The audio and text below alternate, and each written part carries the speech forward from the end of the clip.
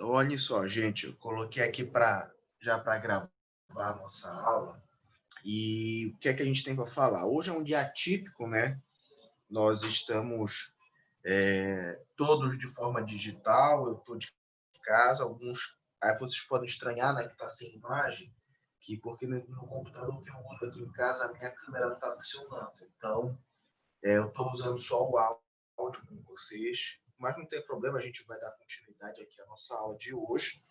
E olhem só, as nossas aulas, nós falamos a respeito, não sei se vocês lembram, de educação continuada, nós falamos sobre tipos de metodologias que envolvem esse processo de educação, né? E se a gente for perguntar qual seria o objetivo maior, né? O objetivo da gente treinar o profissional da saúde, para a gente querer que ele aprenda um pouco mais. A verdade é que esse conhecimento ele não serve apenas para ajudá-lo a se prevenir de, por exemplo, um acidente ocupacional. Ajuda ele a concretizar, a melhorar a sua assistência em saúde. Então, durante aquela semana que nós tínhamos, que era a semana de enfermagem, semana de enfermagem não, essa semana anterior que a gente ficou em casa e teve treinamento, me convidaram para falar um pouco a respeito de um conteúdo que nós temos hoje aqui na nossa disciplina, que fala sobre a qualidade em saúde, tá? Então, hoje nós vamos falar sobre a qualidade em saúde, tá? Já praticamente o penúltimo conteúdo quase de que nós temos programático, tá? Só lembrando que para nossa segunda avaliação nós vamos ter apenas educação continuada e aqueles tipos de metodologias, que foram conteúdos que a gente já viu, né? Já tem um tempinho.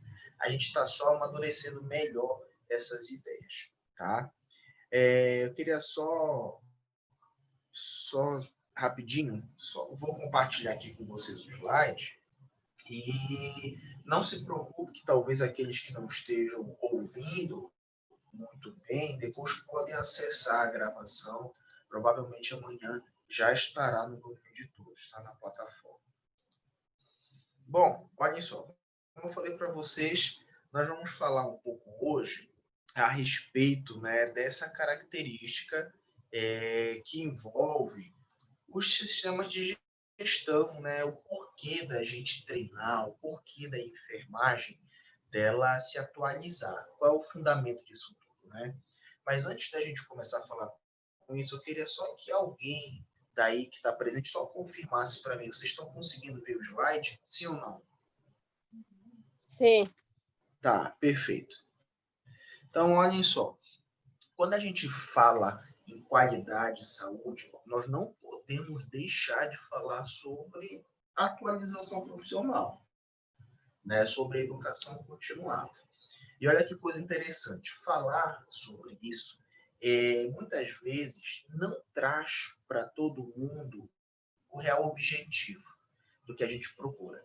Então, por que a gente tem que falar de qualidade em saúde? Porque a gente, infelizmente, hoje, não só no Brasil, mas em alguns outros países, muitas ações dos profissionais da saúde, principalmente da enfermagem, estão causando danos aos pacientes, né? Ou seja, o padrão de qualidade ele tem decaído ao longo de alguns anos em algumas regiões, né?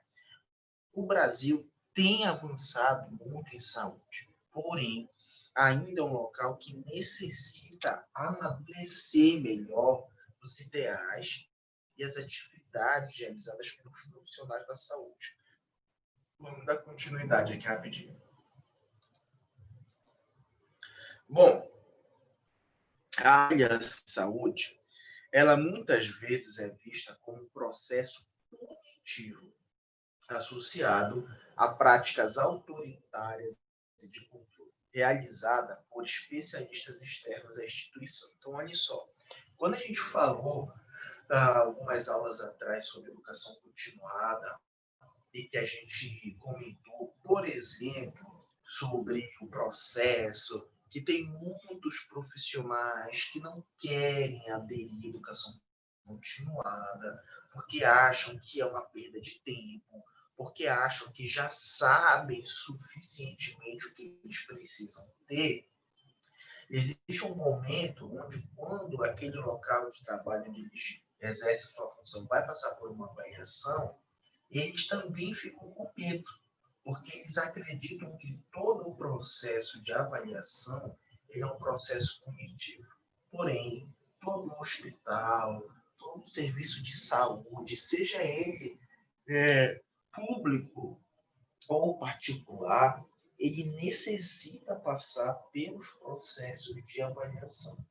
Quando a gente olha para vocês e fala assim, olha, pessoal, vocês vão fazer uma prova em tal dia, vocês vão fazer uma avaliação. É claro que isso assusta todo mundo, né? Mas esse processo de avaliação, ele é muito importante para a gente avaliar se os pilares da assistência de saúde, que é o profissional, o paciente e o gestor, eles estão sendo respeitados dentro de todo esse processo. Tá bom? Então, olha só, tem um esqueminha aqui que fala o seguinte, olha só, vamos começar lá em cima. Em saúde, aí vamos ver o quadro da direita. É ético e necessário que os serviços prestados eles sejam adequados aos consumidores. Então, olha que coisa interessante. Quando a gente fala em consumidor, nós precisamos pensar o seguinte: quem é o consumidor na área da saúde? O nosso consumidor ele nada mais é do que o nosso usuário ou o nosso paciente. E quando a gente fala em adequar os nossos serviços ao consumidor, não significa dizer que nós temos que administrar uma medicação sem errar, não significa dizer que a gente precisa passar uma sonda sem o paciente sentir dor. Isso está relacionado à destreza. O que a gente fala em adequar os nossos serviços ao consumidor significa dizer que nós precisamos respeitar todo o conceito de saúde que envolve o indivíduo. Ou seja, é o equilíbrio biológico, social e mental. Por que isso é importante? Porque na maioria das vezes, quando a gente pega os profissionais da enfermagem e, por exemplo, a gente quer realizar, vamos dar um exemplo aqui, a educação continuada, muitas vezes essa educação continuada ela está direcionada apenas ao cuidado que nós chamamos de cuidado biológico. E quanto mais a gente treina o profissional apenas para ter destreza manual, para aplicar uma medicação de uma forma melhor, mais a gente afasta ele da realidade que é a parte subjetiva do indivíduo. Por exemplo, como lidar com ansiedade, como lidar com medo de estar hospitalizado, entre coisas qualquer, né? E aí a gente cai sobre essas duas perguntas que estão aí nesses quadros inferiores. A primeira pergunta é: quem define o que é bom em saúde, né? E a segunda pergunta é: o consumidor, ele é o árbitro da qualidade? Como assim o consumidor é o árbitro da qualidade? Vocês acham que hoje em dia o paciente, o usuário do serviço de saúde, quando ele vai, por exemplo, lá na Unimed da Toca, ele não gosta do serviço e ele fala para todo mundo, olha, a Unimed não presta, não vou lá, eu não gostei. Será que isso realmente reflete a qualidade do serviço da Unimed? Bom, a verdade é que esse comentário não reflete a qualidade geral do hospital. Porém, ele é importante por quê? Porque os serviços de saúde, eles também dependem do retorno que o usuário ele faz do serviço. Então, não adianta, por exemplo, você ter uma escola se quem, por exemplo, estuda na escola não gosta do ensino. Você também não pode ter um hospital onde todos os pacientes que estão ali não gostaram do atendimento, né? Então, a gente, dentro da qualidade da assistência, a gente busca encontrar justamente esse reflexo. A gente busca encontrar o equilíbrio entre as ações do profissional e o usuário. E quando a gente pergunta essa pergunta da esquerda aí, então, quem é que define o que é bom em saúde? Gente, essa pergunta, desculpa, ela tem várias respostas. Por quê? Porque quem define o que é bom em saúde é a avaliação feita no hospital, a qualidade dos profissionais envolvidos, o número de erros que ocorrem dentro do hospital e o retorno dos pacientes que ali estão presentes. Então, nós não temos um único elemento que represente todos esses elementos que a gente habitualmente conhece, né? A gente precisa, sim, entender que existem várias partes que fazem parte desse todo, tá bom? Vamos continuar aqui. Bom, ao entrar em um serviço de saúde, o que é que a gente precisa saber? É esperado que o usuário, né, ou seja, o nosso paciente, ele esteja em uma situação de saúde que não é habitual. Tá? Um componente a mais para interferir nessa relação é diferenciá-la das outras. O que é que significa esse texto aí? É um pouco complicado de entender, não é mesmo? Significa dizer o quê, gente? Olha só. O grande segredo que nós vamos ter na qualidade da saúde, o grande segredo que a gente tem dentro dos hospitais, por exemplo, não é a gente necessariamente pegar aquele doente e torná-lo saudável. Isso é importante, claro que é. Mas o grande segredo da saúde, pessoal, é quando a gente consegue pegar aquele doente e identificar outras fragilidades ou outras patologias que não são aquelas pelas quais levaram ele à internação. Então, por exemplo, você tem um paciente que tem Covid-19, ele foi internado. Beleza. Qual é o intuito? Fazer ele melhorar o quadro respiratório e ter alta. Mas só que o serviço de saúde, principalmente de enfermagem, precisam agir de uma forma investigatória. O que é que significa investigatória? Precisam procurar, né, outros elementos. Eles precisam procurar outras formas de, por exemplo, descobrir o que aquele paciente pode ter. Por que isso é importante? Vou dar um exemplo para vocês. Um paciente, quando ele está, por exemplo, no tratamento do câncer, ou quando ele está tratando a Covid, vou dar um exemplo da Covid, que eu não sei se vocês viram ontem no Fantástico, mas passou o exemplo de alguns profissionais que estão fazendo o processo de recuperação em casa, né? Então, passou ontem um paciente que saiu, né, da internação, ele entrou na UTI pesando 120 quilos, né? E teve alta e chegou em casa pesando 80 quilos. O cara perdeu 40 quilos durante a pandemia internado na UTI.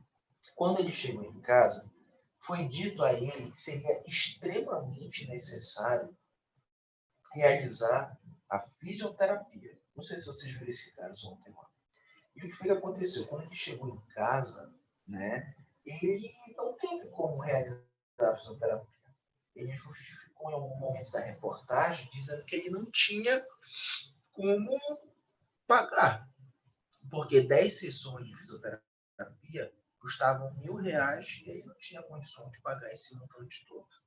E aí, esse é o grande segredo da saúde. Eu te pergunto, como é que a gente manda alguém para casa que, entre aspas, está curado, mas que precisa realizar uma reabilitação, né? E ele não tem condições de conseguir essa reabilitação.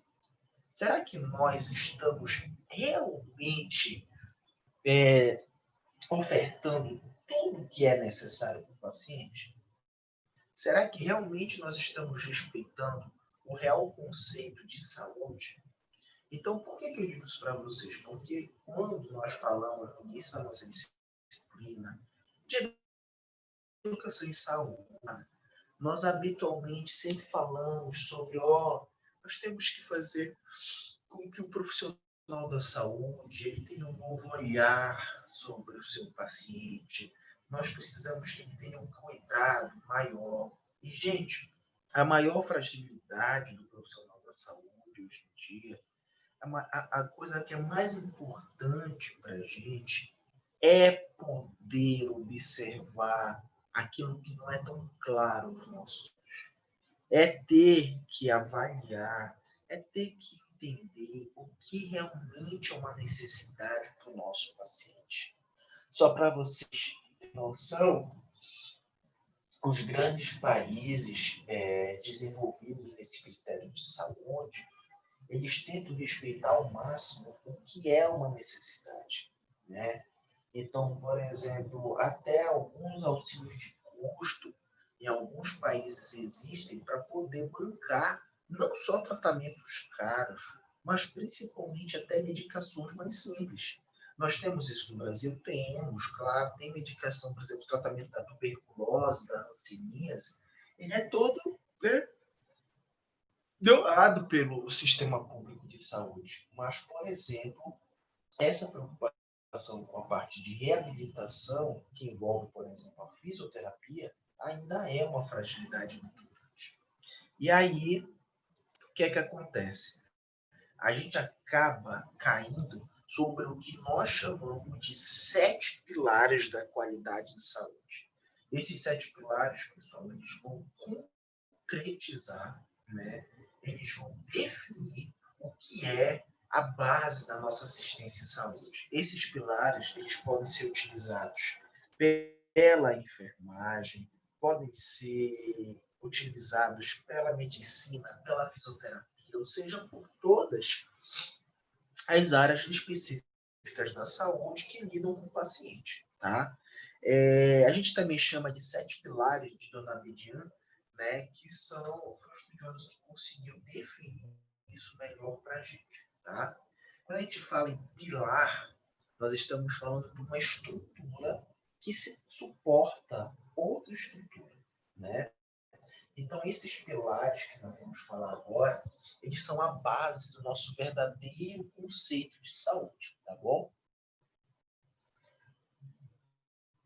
Sim, vamos continuar aqui com o primeiro. Bom, o primeiro pilar, ele é o foco no cliente. Isso significa dizer o quê?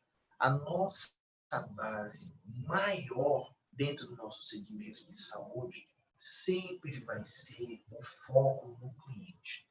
Significa dizer que se eu construo uma nova ala no hospital, se eu compro um novo aparelho para o hospital, se eu faço educação continuada com o meu enfermeiro, se eu faço educação continuada com o meu fisioterapeuta, tudo isso tem um objetivo central, é o foco no cliente.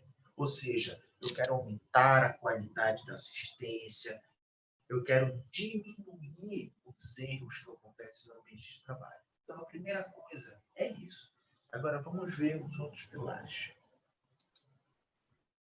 Segundo pilar, olhem só, é a eficácia. Né? O que é essa eficácia? É a capacidade do cuidado de contribuir para a melhoria das condições de saúde. Aí eu pergunto para você, gente, vamos fazer uma reflexão.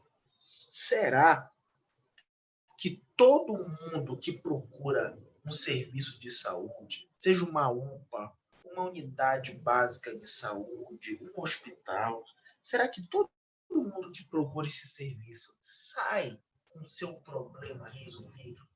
Será que uma pessoa que está com dor e ela vai para o hospital, será que ela sai do hospital já curada da sua dor? Algumas vezes, não, né? Então, a eficácia do ambiente assistencial, ele é medido simplesmente pela melhoria das condições de saúde. Pois eu pergunto para vocês, né, quantas pessoas não passam, né, às vezes, um final de semana inteiro rodando, indo para UPA, indo para o hospital, procurando um atendimento eficaz e muitas vezes não encontra. E se a gente for pensar, a eficácia ela está relacionada diretamente, né, com o foco do paciente, tá bom? Gente, antes de eu continuar, deixa eu só perguntar uma coisa para vocês. Vocês estão me ouvindo direito, né? Sim ou não? Não entendi a pergunta. Vocês estão me ouvindo direito? Sim, tá tudo Ah. perfeito, está aparecendo o slide. Tá, perfeito, obrigado. Bom, pessoal, o nosso outro pilar, ele é o pilar da efetividade, tá? Então, olha só, o que é o pilar da efetividade? Quanto, né, de melhorias possíveis nas condições de saúde que o fato são obtidas. Parece um pouco complicado esse texto, né, da gente entender, mas olha só o que ele quer falar, né? Quanto de melhorias possíveis nas condições de saúde? A efetividade significa dizer quais das suas escolhas em saúde elas costumam ser mais efetivas. Vou dar um exemplo para vocês. Quando o protocolo de Madrid foi criado, que é o protocolo de urgência e emergência, ele foi considerado um diferencial na efetividade da atenção em urgência e emergência. É verdade, né? Porque a gente começou a acelerar mais o processo de atenção em saúde e a gente pode filtrar, né? Quais são os casos mais emergentes, né? Outros casos que podem aguardar. Porém, olha que coisa curiosa. Esse nosso protocolo de Madrid, ele ainda não é considerado perfeito, tá bom? Ou seja, nós temos um sistema que é efetivo, porém, ele ainda não atingiu a perfeição. E é isso interessante, porque a gente deve se perguntar o seguinte: será, olha só, será que nós vamos ter em algum hospital, seja em particular, público, de urgência e emergência ou não, um sistema efetivo de saúde? A resposta, gente, ou desculpa, um serviço perfeito em efetividade? A verdade é que não, né? Por quê? Porque todo serviço de saúde, independente de fazer parte da atenção primária, secundária ou terciária, ele precisa estar em constante crescimento. Ou seja, ele não pode ficar retido em uma única atividade. A gente não pode imaginar que aquilo é o suficiente, porque a saúde, ela não é algo estagnado, ela é algo mutável, tá bom? Vamos continuar aqui com outro pilar, nosso quarto pilar. Ainda, né, falando sobre a nossa qualidade em saúde. Nosso próximo pilar fala sobre eficiência. E olhem só, quando a gente fala em eficiência, nós temos aqui duas palavras mais certas, né? Significando o seguinte: melhoria possível tem que aumentar e o custo possível tem que diminuir. O que é que significa dizer isso? É que, de acordo com o que está escrito aí, nós temos que ter o máximo de melhoria possível com o menor custo que a gente puder. A verdade, gente, é que a gente não pode entender dentro desse texto que não é isso que ele quer falar, que nós precisamos comprar e investir sempre no que é mais barato, tá? Quando a gente fala em custo-benefício, significa dizer que os investimentos eles precisam ser naquele produto bem mais aceitável, com um valor também um pouco mais aceitável. Onde, por exemplo, aquilo que é o mais caro nem sempre é o melhor. E aquilo que é o mais barato nem sempre é o pior de qualidade, né? Então eu digo isso para vocês porque vocês até mesmo como enfermeiros, vocês vão ser administradores dentro dos ambientes de saúde, né? E quando você fala em administrador, você está falando do indivíduo que vai lidar com diversos cenários dentro desses ambientes, né? Inclusive, né, com a adoção, com a compra de materiais para a área de atuação. Tá? Quais são os exemplos que nós temos? Ó, muita gente investiu dinheiro, por exemplo, naquela seringa. Não sei se vocês lembram aquela seringa que lançou, que tinha aquele compartilhamento que a gente travava para proteger a agulha, né? Para proteger o profissional. E tinha muita gente que quebrava aquela proteção, falava, não gosto de usar assim, me incomoda. Então, do que adianta você investir dinheiro em material, né? Se, por exemplo, tu não treina nem o teu profissional para lidar com aquele material. Bom, e agora nós vamos falar sobre a aceitabilidade, né? O que é aceitabilidade? Aceitabilidade é a conformidade com as preferências do paciente, como cultura, normas, expectativas, sonho dos pacientes e familiares. Tá? Então, olhem só, quando a gente fala em aceitabilidade, é quando nós podemos, olha que coisa curiosa, aceitar o nosso indivíduo dentro de todas as suas características. Por que eu falo isso para vocês, gente? É porque, infelizmente, nós ainda temos hoje profissionais da saúde, sejam enfermeiros ou não, que querem pegar os seus próprios valores, ou seja, os seus próprios preconceitos, né? E querem simplesmente espelhar no paciente. Como assim, professor? Não entendi. Vou dar um exemplo para vocês. Uma vez eu conheci uma enfermeira que ela não gostava de atender grupos homossexuais, né? Porque ela não gostava. Então, o que é que isso significa? Você deixa de respeitar normas, culturas, escolhas do paciente de vocês, porque se é formado por, né?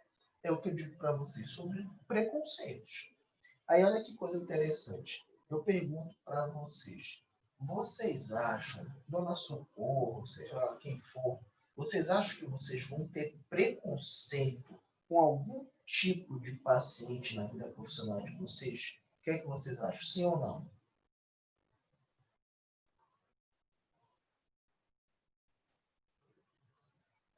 O que é que vocês acham?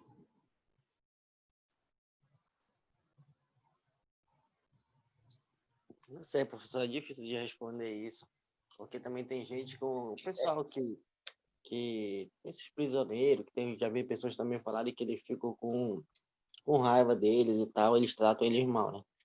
Eu escutei muito. Pois é.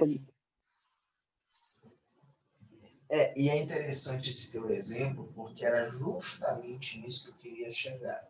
Sabe por quê? Porque quando a gente fala em preconceito, essa quebra de aceitabilidade, nós habitualmente pegamos os exemplos mais famosos que envolvem essa questão, né? Por exemplo, raça, né? Escolha sexual, às vezes escolha religiosa. Isso são os exemplos mais famosos que nós temos envolvendo esse critério, não é mesmo? Porém, olha que interessante. Nós temos outros critérios muito bem relacionados, envolvidos com isso. Vou dar um exemplo para vocês, tá? Um exemplo. Não sei se vocês acompanharam, mas saiu na mídia o caso do goleiro Bruno, né? Lá em Bragança. Não sei se todo mundo ficou sabendo disso, mas eu vou contar para vocês o que aconteceu. Aquele goleiro Bruno, que foi acusado de matar a ex-companheira Elisa Samúdio, ele está jogando num time de futebol e esse time de futebol veio jogar uma partida lá em Bragança, aqui no Paraná, semana passada. E aí toda a delegação do time dele, inclusive, eles passaram mal por uma intoxicação alimentar. Inclusive, falam que foi proposital que alguém fez isso. Quando chegou na UPA, tiveram pessoas que trataram ele muito bem e outras que se inibiram, né? Falaram, eu não quero cuidar deste homem. Por que não querem cuidar deste homem? Porque as pessoas estão, porque ele matou alguém, porque ele é um assassino, porque não sei o quê. Ou seja, você está pegando todas as consequências feitas sobre ele e está pegando isso para você. Isso é errado. Na verdade, gente, é muito complicado a gente apontar o dedo e dizer se isso está errado ou não. Por quê? Porque nós somos seres humanos, né? Então, nós somos formados por concepções, né? E isso é o grande X da questão, porque quando a gente fala a respeito desse cenário, você imagina o seguinte: a pessoa que você está lá no hospital e dá entrada, por exemplo, vamos dar aqui um exemplo. Chegou lá um acusado de ter estuprado várias crianças, né? Ele vai fazer uma cirurgia. Será que todo mundo, né, vai ter condições de ofertar assistência para uma pessoa como essa? Provavelmente não, né? E olhem só, a aceitabilidade do teu paciente, olha que curioso, a aceitabilidade não tem a ver com que você vai aceitar aqueles ideais para você. O que você vai aceitar é o indivíduo de acordo com quem ele é. Por exemplo, olha, seu Adilson, tem um paciente aí que ele tem tuberculose. Tudo bem, traga ele aqui, vamos ver o que ele precisa. Eu aceito ele de acordo com a necessidade dele. O grande problema, gente, é que, olha que coisa curiosa, em 2016, já tem um tempinho, né, tem 4 anos, foi feita uma pesquisa aqui no Brasil, e olha que coisa triste.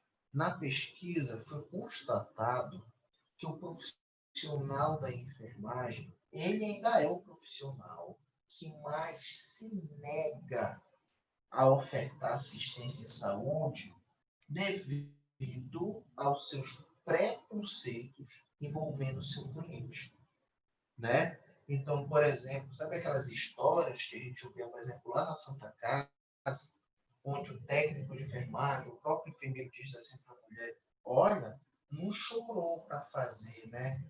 Mas vai chorar, agora está chorando para ter bebê.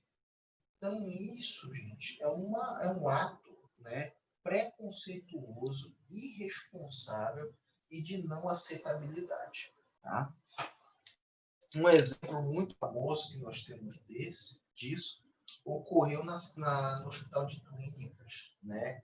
Um belo dia, uma índia foi ter filho no Hospital de Clínicas e, quando ela estava em trabalho de parto, ela se abicorou em cima do leito, né? Porque o índio costuma ter filho abicorado, né? E a médica foi chamada. Quando a médica chegou, que ela viu aquela cena, ela começou a gritar com a Índia, né? Chamou ela de animal. Essa mulher é um animal, não sei o que mais. Ou seja, um desrespeito total com as preferências do paciente, como cultura, normas, entre outros.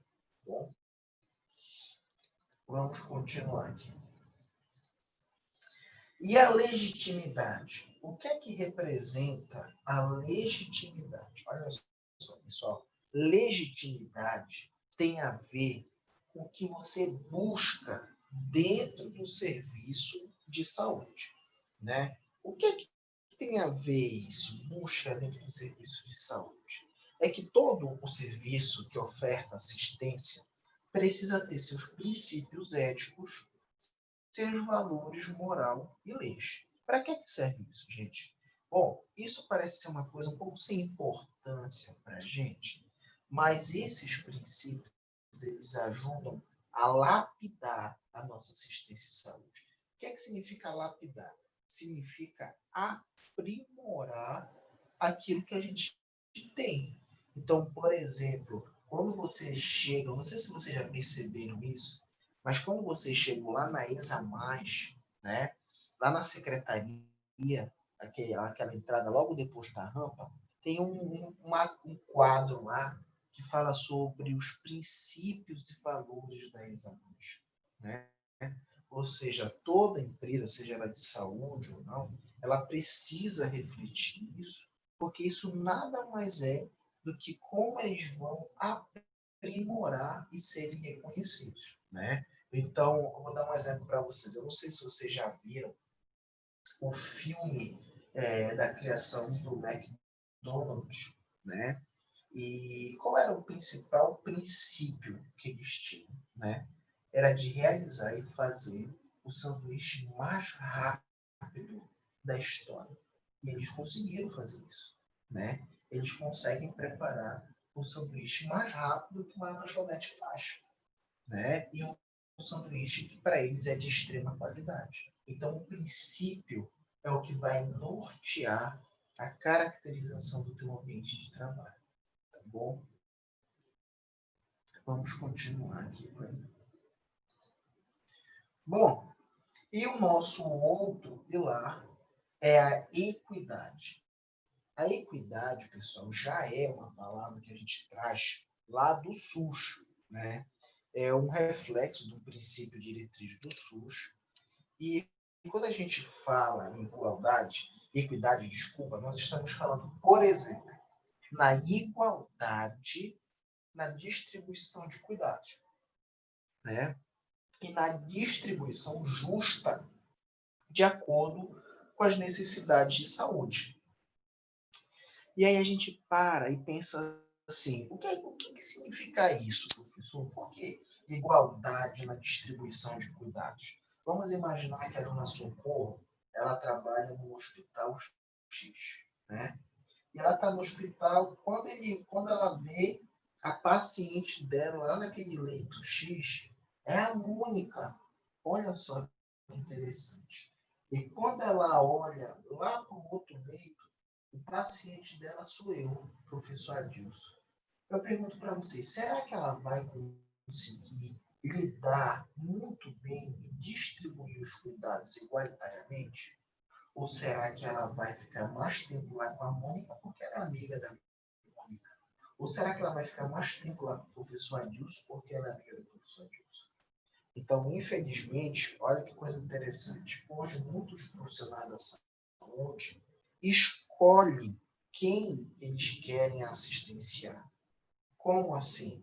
Vou dar um exemplo para vocês. Às vezes tem profissional que fala assim, olha, eu não quero ir para o leito tal, porque aquele paciente é muito chato, olha, reclama de tudo, eu me estresso, eu não quero ir para lá. Né? Ou seja, você está delimitando, você está escolhendo necessariamente quem vai ajudar ou não. E, gente, isso é muito mais comum do que a gente imagina. Nós ainda temos muitos profissionais que querem, entre aspas, selecionar, né? Selecionar quem ou qual cuidado querem ofertar. E isso não pode ocorrer dessa forma, tá bom? Gente, até aqui alguém tem uma pergunta, sim ou não? Eu não. Não.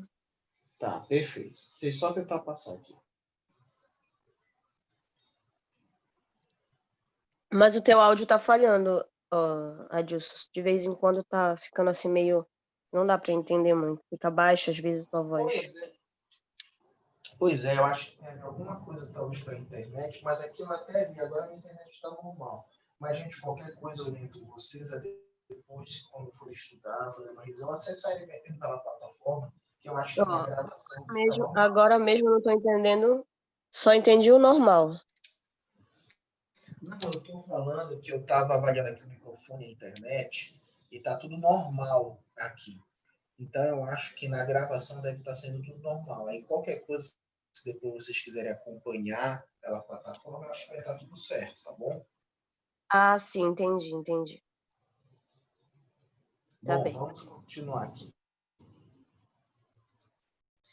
Aí, olhem só, gente, a gente chega sobre essa pergunta, que é uma pergunta interessante. Olhem só.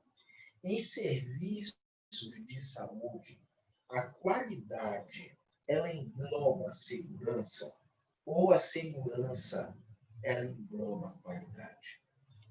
O que é que isso quer dizer? Por exemplo, quanto mais o nosso paciente ele reduzir os números de intervenções, por exemplo, a gente conseguiu passar uma sonda corretamente, a gente conseguiu passar um acesso sem causar danos, será que isso reflete, né, a qualidade de saúde? Ou será que a qualidade é bem maior do que isso? A verdade, gente, é que sim, né? A gente tem a qualidade englobando a segurança, e a segurança ela engloba a qualidade. Ou seja, elas são sinônimos, né? Então, nós não podemos falar em qualidade em saúde sem falar em segurança do paciente. E olha que coisa interessante, nesses últimos anos tem surgido muita a discussão relacionada a esse elemento. Tanto que hospitais particulares, assim como outros, têm discutido muitas avaliações de saúde em cima de uma única palavra, que é a segurança do paciente. Foi uma dos grandes intuitos da enfermagem agora em 2020, foi esse critério. Sabe por quê? Porque nós ainda vivemos em um ambiente hospitalar que possui, né, características definitivas que mostram um sistema frágil, né, um sistema negativo. Vamos ver aqui, por exemplo, olha só. Olha só, isso aqui é vários, né, manchetes de jornal que falam, por exemplo, o seguinte: erro de medicação pode ter matado 5 bebês. Rio suspende remédios após morte de bebês. Né? Troca de remédios pode ter causado a morte de pacientes em Campinas. Então, quando a gente fala em qualidade da assistência, nós estamos falando disso aqui, gente. Porque, olhem só, quando a gente falou, por exemplo, da Covid, em abril, por exemplo, que matava, por exemplo, não sei quantas pessoas por dia no Pará, por exemplo, matava 300 pessoas por dia no Pará, e hoje, por exemplo, mata apenas 5 pessoas no Pará, tem gente que fala assim, olha, professor, reduziu muito, não foi? Reduziu muito. Mas será que esse número é aceitável? Será que ter 5 pessoas morrendo por dia é aceitável? Gente, a vida, ela é uma coisa extremamente valorosa. É uma coisa assim imensurável. Então, uma vida que se perde por uma doença que se pode evitar, ou por um erro que se pode evitar, é determinante. E nós precisamos entender dessa forma. Um outro critério, essa próxima imagem que vocês vão ver, que é o seguinte: eu pergunto para vocês, pessoal, será que nesse serviço de saúde que a gente está vendo essas fotos aqui, o foco é o paciente? Será que eles estão preocupados aqui com a qualidade desse indivíduo? Será que eles estão respeitando, por exemplo, falar aqui sobre as questões culturais, as necessidades do ser humano? Será? Ah, professor, mas aí a gente está atendendo, porque se não atender, é pior, a gente está dando jeito. Mas aí, gente, olha só, botar 50 pessoas no lugar para um, é você tratar de um problema e esse paciente apresentar outro, né? Então, olha, aqui na primeira imagem, o rapaz na cadeira de roda, não tem leito para ele, né? Na imagem de baixo, uma imobilização, né, que não está sendo feita corretamente. Nós temos aqui muitos pacientes em um corredor, né? Nós temos ali um ambiente totalmente desgastado, né? Sem um suporte estrutural suficiente. Então, nós ainda vamos, por muito tempo, encontrar ambientes de trabalho que não valorizam a qualidade da assistência, né? São ambientes que não vão definir necessariamente o que realmente é um princípio e um valor. E eles vão deixar de lado esse segmento, tá bom? Gente, olhem só, existe uma coisa que eu quero falar para vocês que é o seguinte: nós temos hoje, na ISA, mais para a segunda avaliação, a prova de vocês valendo 7 pontos, tá? Então, nós temos 3 pontos ainda para distribuir entre vocês, tá?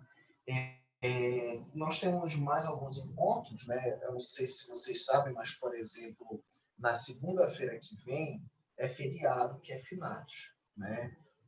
Então, nós temos praticamente mais umas 3 aulas ou 4 aulas para a prova de vocês.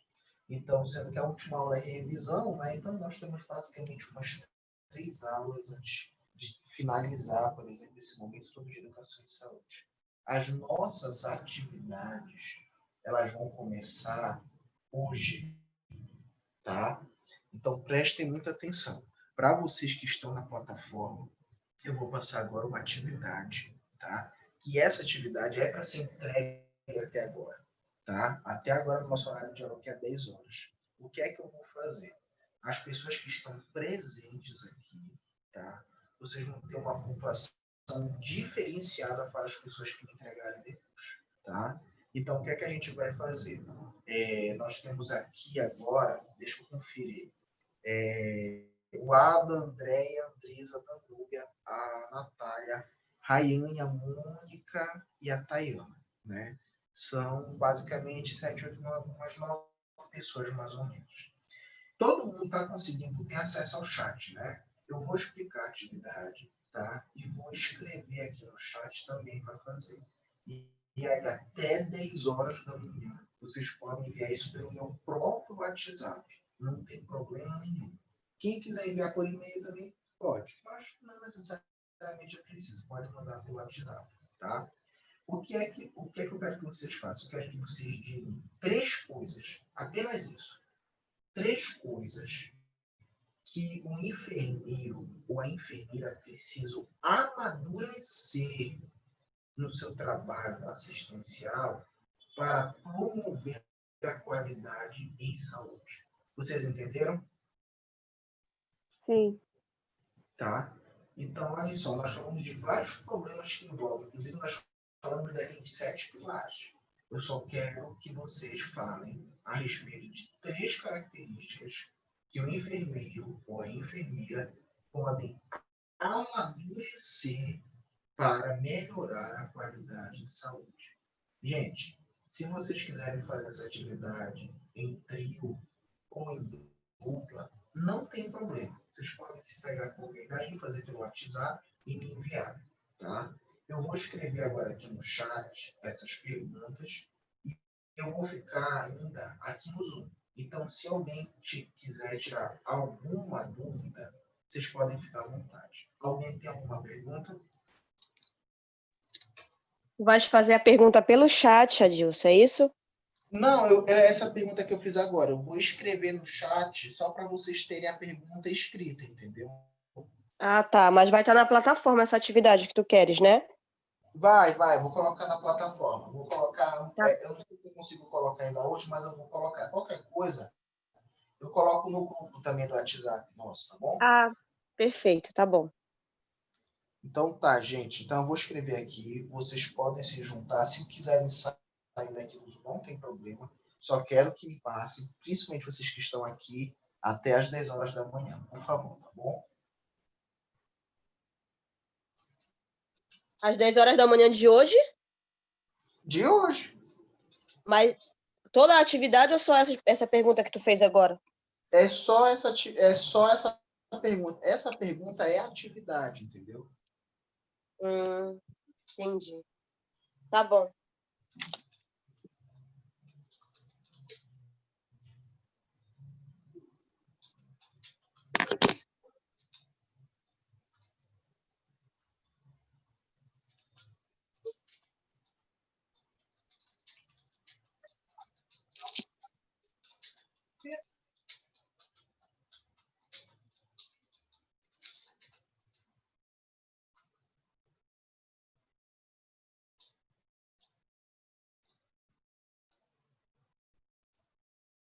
Pronto, gente. Tá aí a pergunta. Eu vou botar lá no grupo do WhatsApp também.